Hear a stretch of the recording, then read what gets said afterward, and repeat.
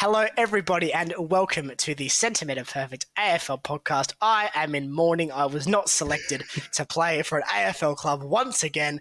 The system is rigged. I am disgraced. However, out of the goodness of my heart, Liam, I've come on this podcast to make sure that everyone knows a fact, if not two, about the players that their club has picked up. How are you? It's been a while. It has been a while, Jesse, and I'm so thankful for you to give me those facts because when it comes to the draft, I am a bit of a dunce. So it's good to have you here so you can talk us through, us and the dear listener, about all the picks that have just happened. Well, I say just happened, a week or two ago, whenever that was. But I'm here for your knowledge, Jesse. I'm here for your knowledge. What are your thoughts on the old draft this year? Ups, downs, ins, outs? I think it was the problem we have with drafts now is you don't get that many surprises because guys like Carl Thomas, they've got their finger on the pulse. They know these things. And half the time, they'll release a phantom draft where it's, I've contacted all the clubs and they've told me we're picking him. So we're putting in the order exactly how I've been told. And look, on one hand, that shows he's a good journo and the clubs are happy to work him. So I'm not having a go. But I'm not getting on my Christmas high horse, but where's the magic? Yeah, now, where's the AFL draftee's secret Santa? Oh, you got stuck with the key forward no one wanted because he's got a broken leg. Sorry. Sorry. Also, those poor kids in the crowd, right? If they're hearing their name bandied about the media for weeks on end and they don't get picked, my heart. How do you think I felt? Well, I mean, Jesse, every year this is the same for you. You're a mature age by now, and that's saying something. That's saying something. Hey, if I took Michael Barlow. Well, that's true. Never too late. But we'll jump right into it. We'll get right into it. All the picks coming up. Let's get stuck in. Jesse, what do you say? We're going to go to the draft night one now. We're not going to do the whole draft to every single team. So some teams may not appear on this little rundown we're going to give now. Jesse is going to give his expert analysis because he is an expert. He is a pro at knowing about this stuff. I don't know who half these people are. So Jesse is going to be our guide through the next little part here. So night one was picks 1 through 27.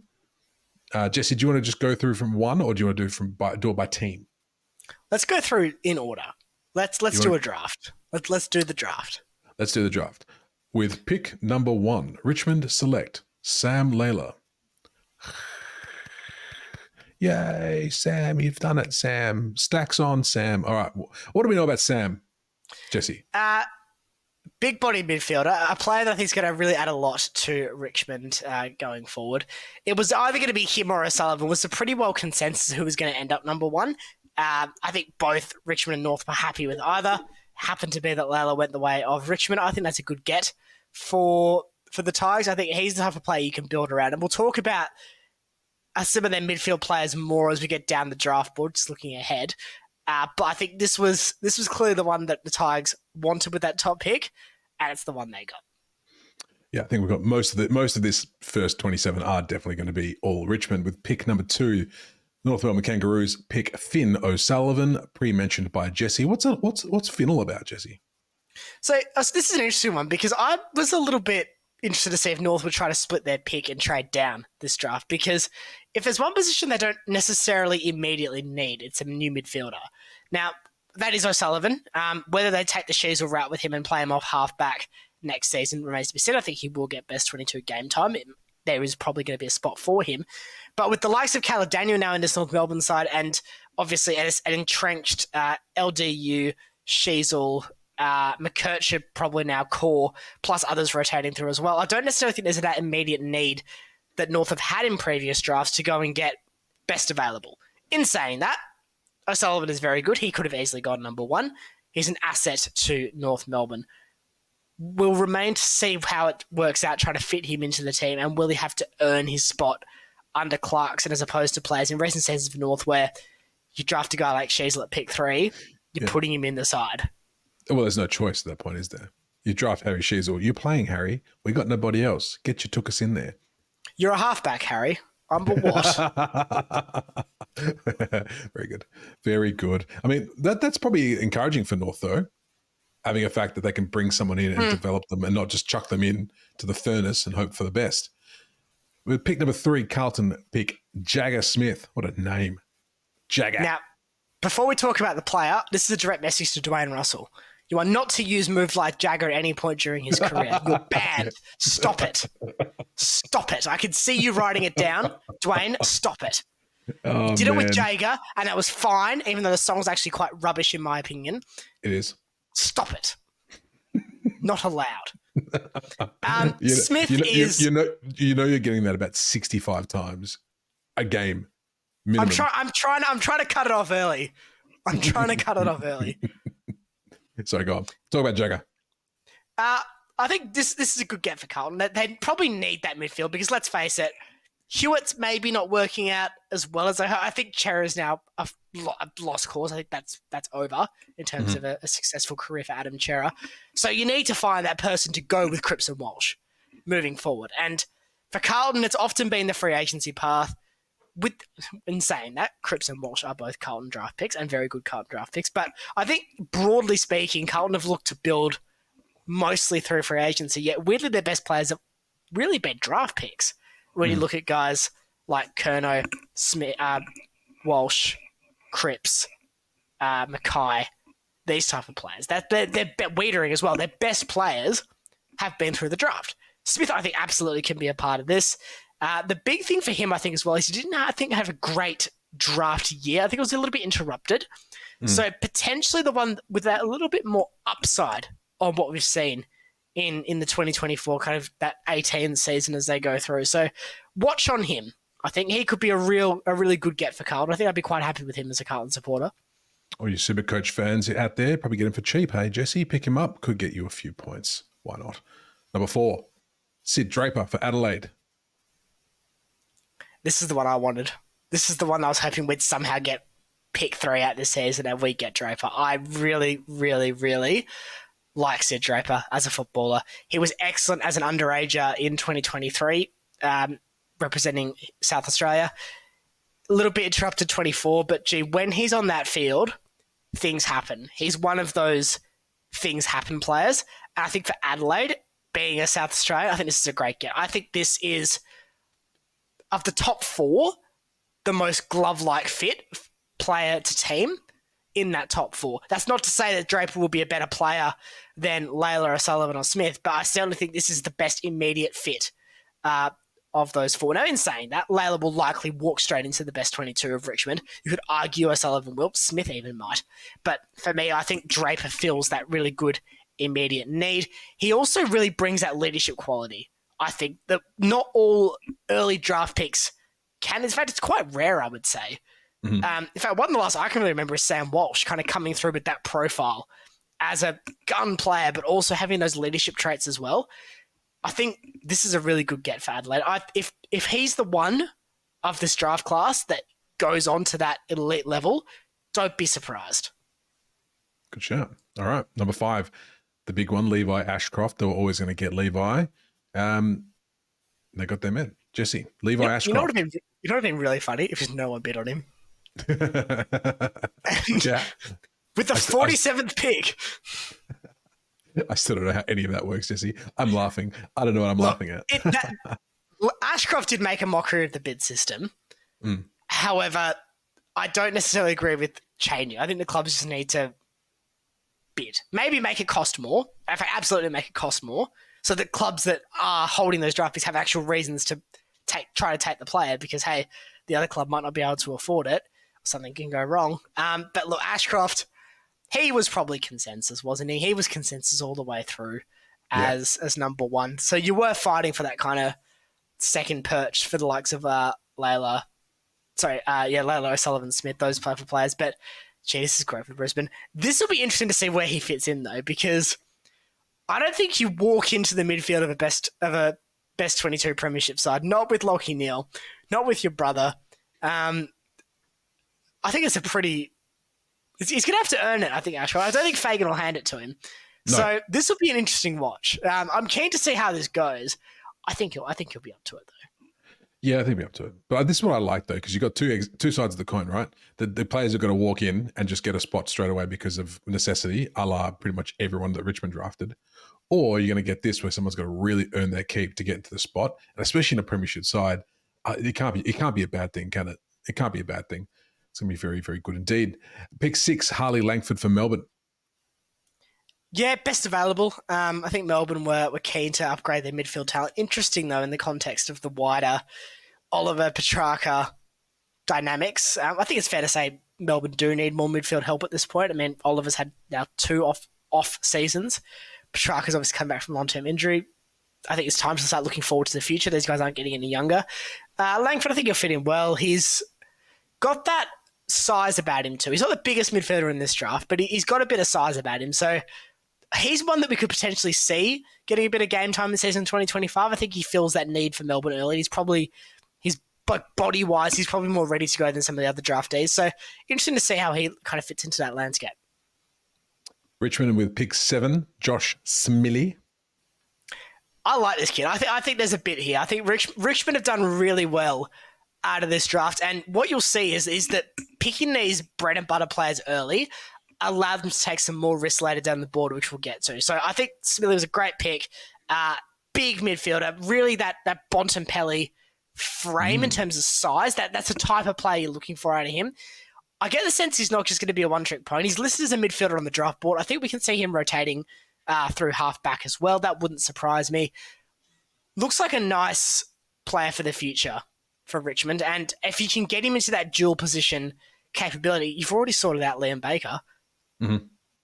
You know, you're already replacing the players that you carved off to then go and build this draft head. I think that's a win. Yeah, big win. St Kilda with pick 8, pick Toby Travaglia.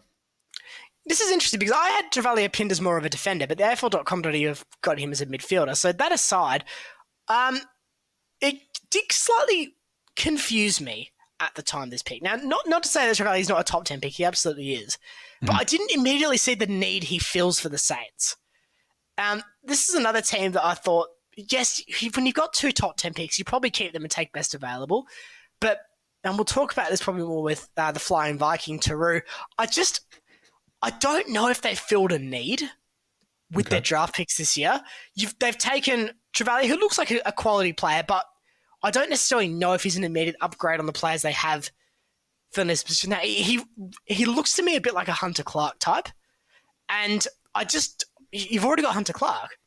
Yeah, I don't necessarily think he's going to be up to the midfield like some of the other draftees we've talked about in this piece have straight away. So you're still probably relying on an undersized guy like Liam Henry and Adrian Jackson. You don't have Brad Crouch. You see Jack Jones is going around again. I just get the sense looking at the players around, they trading up could have been on the agenda for the Saints, or even trading down. Look, Travaglia will probably go and have a good career. He's a good player, and good players have good careers. But yeah, I thought this was an interesting pick for the Saints. Fair shout. Moving on to pick 9 for the Gold Coast Suns, Leonardo Lombard, academy pick, I believe. Yeah, big boom on him out of the Gold Coast Academy setup. They've been keen on taking him now for a long time. A little bit undersized compared to some of the other players in this draft. A bit more of that Lachie Neale type in terms of, I guess, physical appearance compared to your Bontempelli, Petrarca type molds. But a real go-getter, a ball hunter. I think this will really help out the likes of Flanders and Anderson too. Allow them to kind of diversify their roles.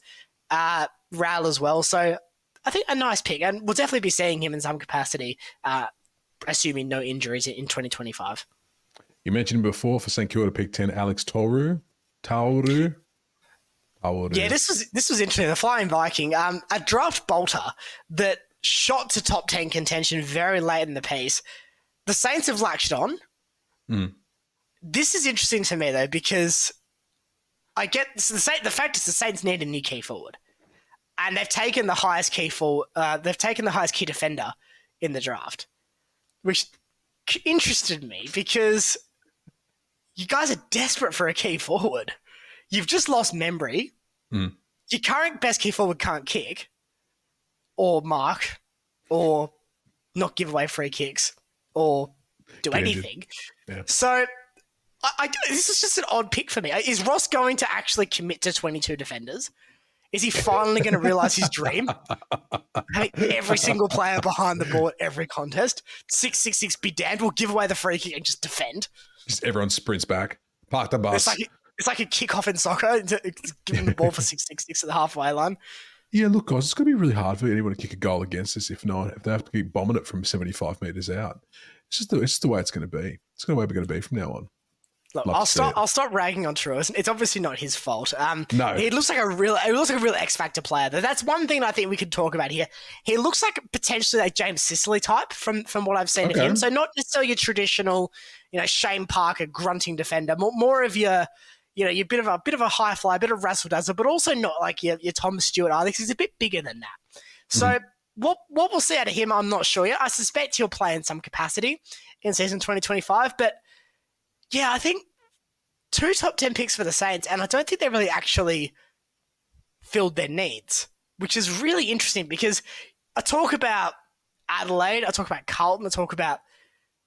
I'll leave North out of that. I'll talk about Melbourne, Adelaide, Carlton. They filled needs. Richmond filled a need too across the board. I don't think you can really say that for St Kilda's top 10 picks. They've picked up good players.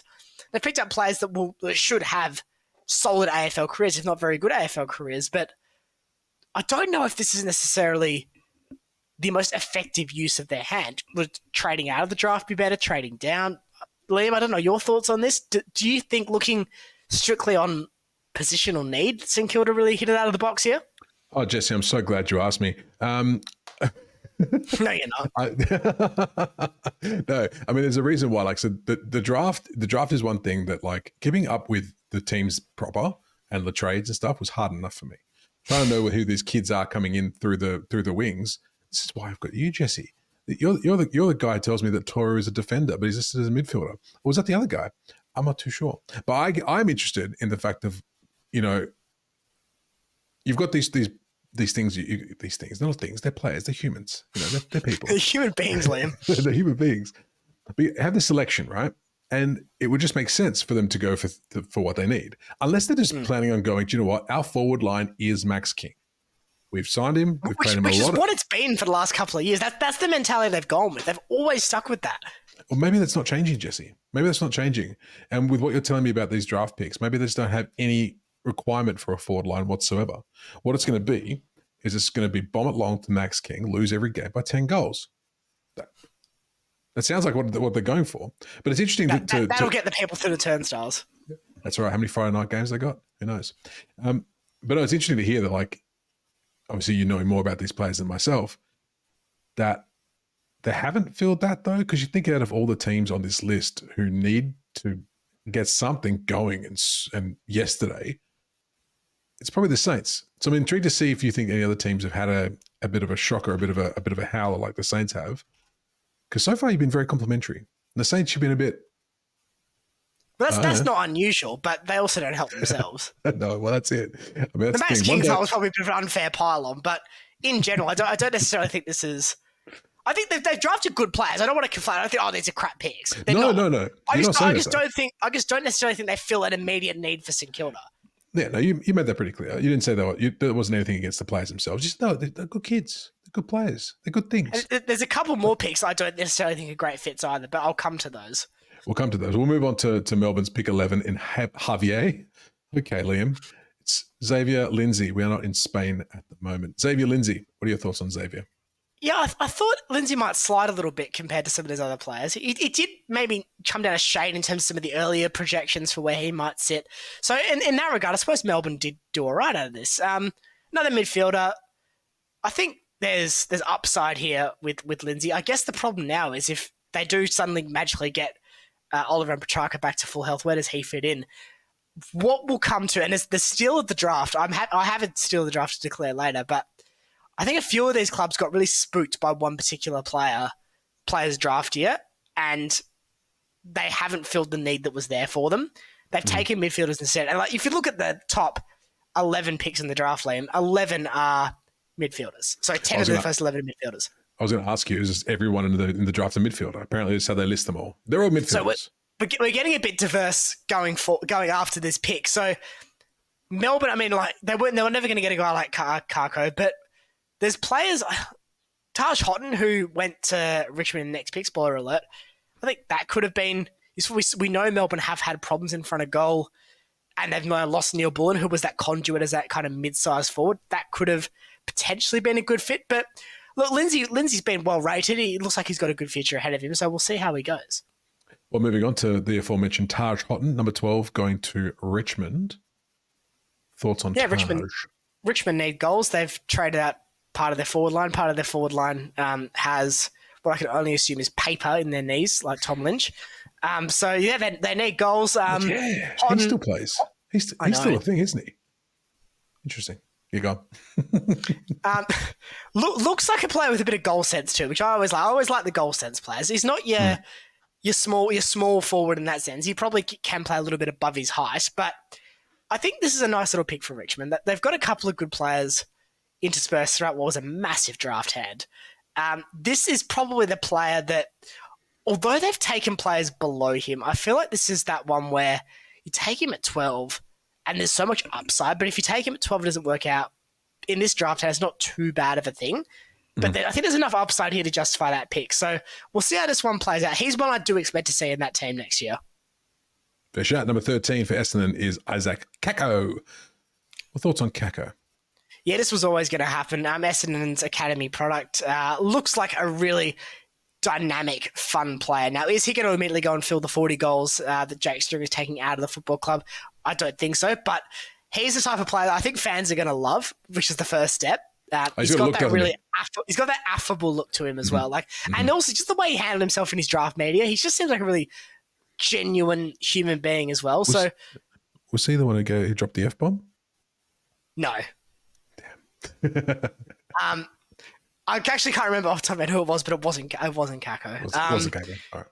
But I think there's a real bit of excitement around him. So hopefully we can see him live up to it. He's an Essendon product. They have to take him, really, don't they? It's something you take the kid you brought through. So hopefully you can replace him with that faith. You're obliged to take him. Be very disappointed if they didn't take them. All right, we go back to Richmond, number 14, with a guy whose name sounds directly out of a British comedy movie, Jonty Fall. Jonty Fall. Either a British comedy or like 1930s Australia, one of the two. What do we know about What do we know about Jonty? Well, my understanding is he was a bit of a bolter in this draft, and he got himself up boards quite late in the piece. Did Jonty? Look, country boy, Murray Bushrange, Greater Western Victoria Rebels product. So country boy, the first key forward taken in the draft, which is interesting. We get down to pick number 14 for that. Richmond clearly future-proofing now with what they need. So we've seen them already take a midfielder with pick 1, another midfielder with pick 7, kind of a mid-sized forward with pick 12. Now you're talking key. So you're talking a key forward with pick 14. Again, key forwards are element of risk-reward. If you can get one that's good at any pick, if you can at pick 1, you absolutely do. If you can at pick 14, you're equally happy because they can help build your team. But there's a million and one things that can go askew with key forwards. So hopefully for Richmond's sake, this one works out. Very much a late consensus best key forward in the draft, but he's earned his spot. I think Richmond. I can't see them immediately having buyer's remorse with this one. I think there'll be some ability here. Very good. Moving on to pick 15 for Port Adelaide, what seems to be the 47th Berry within the competition. Joe Berry has been selected by the Power. Apparently Fremantle really wanted him. Oh, really? Apparently Fremantle are desperate to get on the board and get him, apparently. Well, we did have pick 14 at one stage, and then all went asunder, as apparently it does. All these compensation picks pushing us down the way. I think Berry's a handy pickup for Port because what we saw from Port in the final series is a lack of goal-scoring options at times. And I think Berry is an antidote to that problem. He's dynamic, he's quick, he adds a bit of flair to the team. He's almost like a bit Angus Monfils-esque to tie it back into Port. I know I only played there very briefly, but that's not the point. I like this. I like this for Port. I think this is an example of a club filling their need. Very good. The next one is probably the only one that I didn't think was going to be any surprise because it's the only one I heard of anyone talking about over here. West Coast Eagles with pick 16, pick Bo Allen. Yeah, I'm guessing Oscar's brother, cousin.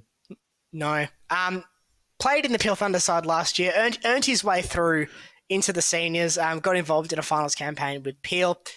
Definitely showed some ability, definitely a big body midfielder. I think in that almost Fife mould in terms of that, what you'd be aiming to get out of him in terms of that play style almost. More so 2015, not 2024. Everyone knew what you were talking about, Jesse. You didn't have to say 2024 or 5 because bad draft pick if that was the case. Oh God, imagine if we redraft 5-2, but it's only 2024. God. You wouldn't be defending him like you do for 5-1 with me. Oh, but he was so good. I don't care. He's rubbish now. I'm sorry. I know how good he was. It's just really hard to watch him now. Anyway, I digress. Look, Alan, WA boy, tick for West Coast.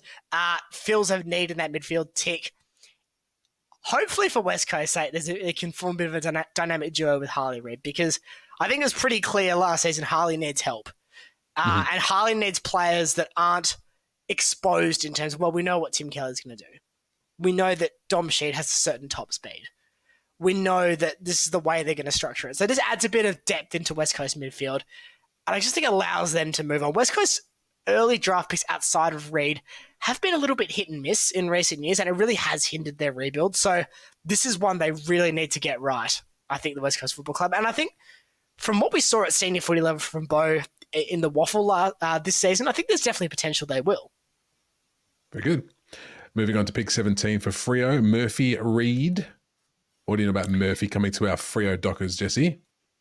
I don't immediately see the need that Murphy Reid feels in the football club, because Murphy Reid is a midfielder, and we have guys like Erasmus, Aish, who does rotate to midfield, Brody. I know Brody's a certain trigger word for some Fremantle fans, but those guys are sitting in sitting at Peel at the back end of the season. You've got a Clogger and Fife still in the midfield. You're trying to get a guy like Johnson. You've just brought in Shai Bolton, who's going to rotate through. And we're drafting midfielders. Okay, sure. Look, the good of this is that Reid was projected a lot of time to go higher than he did. So he was a bit of a slider. So in that regard, Fremantle have taken probably best available at this point in the draft. There's probably one I would have preferred them to take at this point outside of the Steel. That I'll come to in a little bit. But so in that regard, you know, they haven't picked some random with pick number 17 and said, well, we hope he's good. They've picked a kid that was well rated throughout his draft year. So no knock on that. But I get the sense we won't see him very much, if at all, at Seed 11 2025, unless he absolutely tears the house down in preseason and at Peel, which absolutely could happen. He could just be genuinely that good. But I don't necessarily see him coming in. We talk about some of these players we've touched on. Even guys like Travali and True, they're probably going to play straight away for St Kilda. Yeah. Even though they may not feel that immediate need, they probably are going to play. I don't see, if we're going to play Reid in position and not do what we did to Erasmus and Johnson at the start and play them in weird positions that they hate, I don't necessarily see how that's going to work. And this isn't a criticism of Murphy Reid. I think I've been quite equivocal in saying he was probably best available at that point in time, and he looks like a useful player. Yeah. But I just don't know if he's a useful player for Fremantle. Yeah. I didn't even mention Hayden Young in that midfield conversation before, or Brayshaw, or Sarong. I didn't mention the three that actually are the midfield.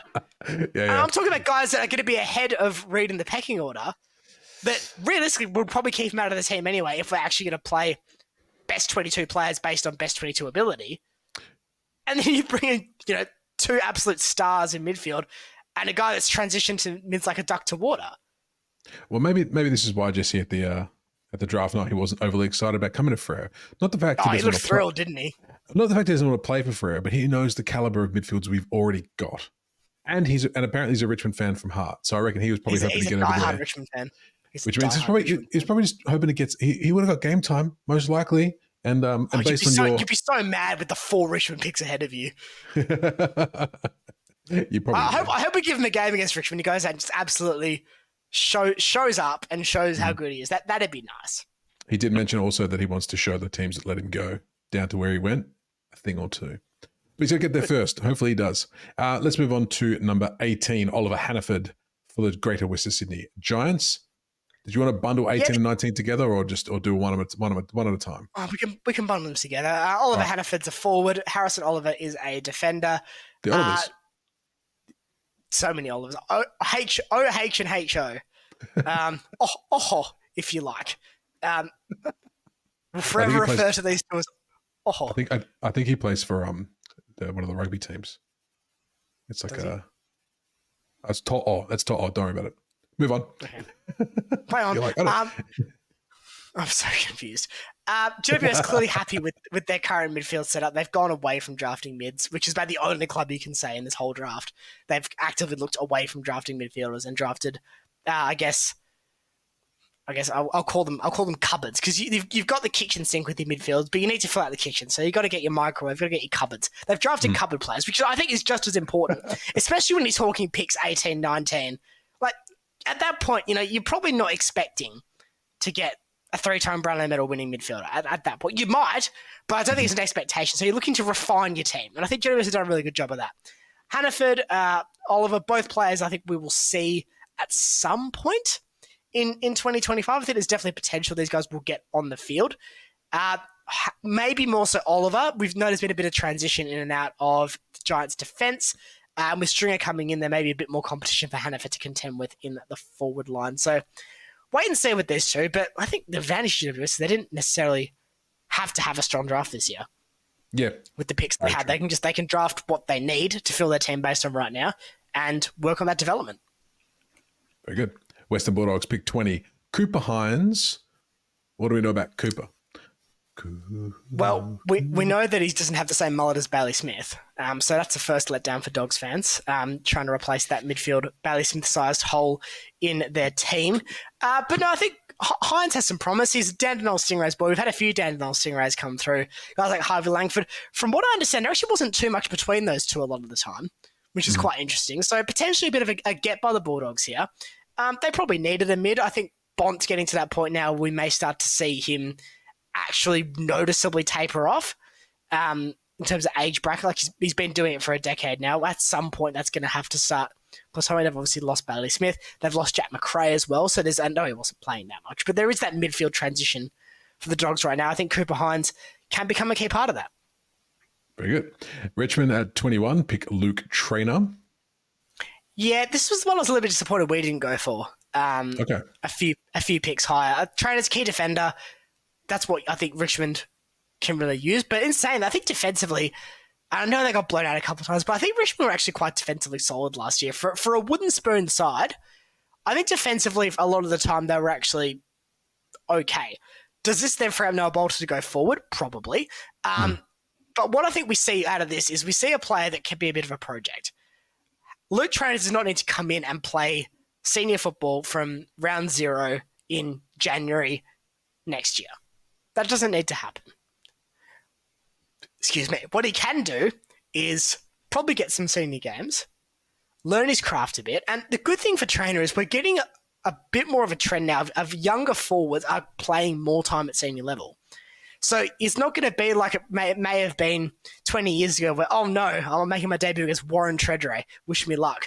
It's not that type of competition anymore. Or not as much. Like we're seeing a lot of younger forwards, and that athletic forward is more your focal point rather than your big, bulky, brute forward of days gone by, which, as long as you can run, does actually give you a fighting chance.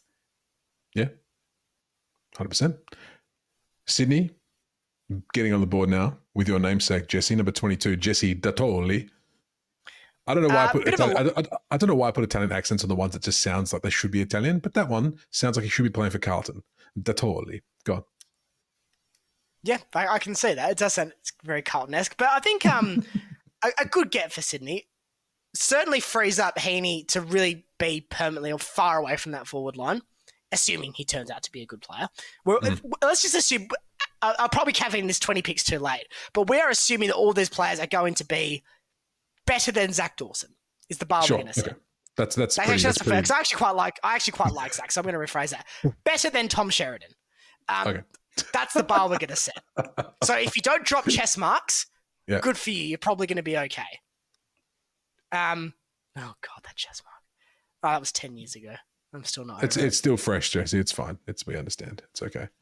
So, But what about Jesse Tatoli? I'm not finished talking about Sheridan. We're applying the Sheridan schism to this draft. You must be above this line. Okay, fair enough. In terms of hypotheticals. So, look, Tatoli, bit of a live wire forward. Hopefully someone that can add goals and be a bit of a game changer, because I think Sydney didn't have that. Interestingly, though, they haven't gone for a key forward in they have drafted 2 forwards, and we'll come to the latter of those 2 later, but not a key forward, which I thought was really interesting given Amadi struggled at key moments last season. McDonald struggled in key moments last season. That's a question mark. So they're really hitching our wagon to these 2 sorting that out. They've gotten them forward help, which is great, but it's interesting they haven't gone for that, well, what if they don't quite live up to where we were hoping angle just yet. Okay. Finishing up Richmond's swath of picks in the first round, number 23, Harry Armstrong. Is this the is my steal, Liam. This is my steal. I was waiting for it. This is a great get for Richmond. He was consensus best key forward for most of the drafters, as I understand it, and just had some poor luck with injuries. Gets to pick 23. To me, this is a no loss result for Richmond. As long as it doesn't actively lose them games by being bad, I say this is a no loss draft pick for Richmond. They haven't spent one of their higher picks on him. They've drafted key forwards around him as well. So look, if it doesn't work out, it doesn't work out. But I think this was the guy that was, for the most part of his draft class, the best key forward, and they've got him for pick 23. I think that's a great bit of business. Bargain. Back to Brisbane we go. Pick 25, Sam Marshall. Oh. Why? Poor Cody. Poor Cody. Why, did I miss one? I did. Yeah. I was like, what did this guy do? GWS number 24, Cody Angove. Sorry, Jesse. Sorry, Cody. Don't apologise to me. Adrenaline. Go on. Cody Angove. First of all, we had 2 WA draft picks on the first round, which was awful, and you managed to miss one of them, which is even worse. So thank you for that. This was a real surprise. Even Ryan Daniels seemed actively surprised when this went through, which and to off-put the Rhino is never easy. I think he's usually got his finger on the pulse when it comes to WA footy, and he seemed genuinely a little bit surprised. I think he used the term bolter, and correct me if I'm wrong, I didn't fact check that, but I think he used the term bolter in his tweet about it. So really interesting this, and very much a case of GWS willing to draft down the board so long as that down the board player fills a need. Similar player to Hannaford in terms of what they'll be, that kind of medium-ish forward. Really interesting, though. I don't think many people had him going first round. Interesting. Well, first night, at least, I should say. Yeah, I keep saying first round, but it was one big round, isn't it? But first night. The prime time night.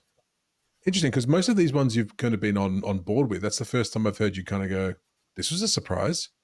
This guy was... There's been a couple where they've kind of been, say, +3, -3 out of general expect. This was a surprise, though, I think. In and around. All right, okay, can I do Sam Marshall now? 25, is that fine? Brisbane, number 25. If you got pick 24 and a half. I don't. Sam Marshall, 25, Brisbane. I was going to just jump to 26 for the lols, but I thought that would be silly. Yeah, Marshall's an academy get for the Lions. Where have we seen that before in this draft? I think he's potentially got it cut out for him to get anywhere near best 22 in season 2025. But the key is he's come through the academy. He should know the expectations, some of the rigors and some of the setup. So he'll be set up to succeed. He's in the right area for development. And Brisbane have done well with low draft picks before. So don't be surprised if maybe not 2025, but we do see the name Sam Marshall on a footy record team sheet down the track. Very good. The penultimate pick from night 1, Sydney taking Ned Bowman at 26. Yeah, South Aussie boy here. Probably more your Robbie Fox mould of a forward. Not quite your Amadi McDonald, but also not your Papley type either in terms of height and play style, I guess. Looked like a handy player for South Australia. South Australia also had a fairly scant draft hand, much like Western Australia did in 2024, with a lot of the attention being focused around those big name Vic Metro and a couple of Vic Country boys as well. So I do like these type of picks, though. Just players from outside that Victoria bubble. I do think there is an element of tariff applied to the Victorian players. I think sometimes they can rise up the board a lot quicker, and you can end up getting players really cheap relative to what they probably were. Now, admittedly, Bowman's not a player I'm deeply familiar with in terms of how they've gone across the season, but I do know from the bits that I have seen of him at 18s level that he does have a bit of ability. So we'll have to see how this one plays out, but potentially a good little get. And finishing off night one with the Kangaroos, a trade I believe they try to get for night one. I think they traded up for this one because they wanted Matt Whitlock. Matt Whitlock at number 27. Yeah, that they did, and I think this is a nice little pick for them. Thankfully, it doesn't need to go straight in because they've got Jack Darling. That does help. That really that would have been a concern for me, I think, had they chucked him in, because Whitlock's got a bit of growing to do, I think, into himself. He's very tall. He's a very tall man or child, but he's got a bit of growing to do in that regard as well. So, and I can't really talk about that. He's a good 30 centimeters taller than me. I was going to say he must be young if you're calling him a child. Crikey Moses. I know. So look, go on. No, I was going to say that's my pontifications on the draft. Very good. I'm glad you're here for it, Jesse, because it's always interesting for me to hear from this end as well, because obviously not knowing who these kids are coming in, at least I know now, and so do you, dear listener at home. You have an idea now. If you didn't before, now you do, about what these draft picks might mean for your team, which is always very nice to hear. So, Jesse, that's the draft. All right, one done. Thank you very much for that. Thank you very much for running us through that. Would you like to send us home? It's a week late. I would actually. My pleasure. Might be longer by the time this comes out, Jesse. Who knows? I'm setting you that deadline just by putting this in the clip. Thank you to everyone who has listened and watched, whether that's on your preferred podcasting platform or over on YouTube. Make sure you are liking, sharing, subscribing, telling your friends, telling your neighbors. We're at the end of the year now, so if you've got kids in school, first of all, I'm so sorry. Second of all, tell their teachers. Give them some holiday lists. Give them the homework. Stick us on them. Really flip the roles. Tell them you have to listen to CM Perfect AFL podcast. You can follow us at CMPerfect_AFL across all your socials. Liam, pleasure as always. Thank you for joining in. We'll see you next time on the CM Perfect AFL podcast. Bye, everybody.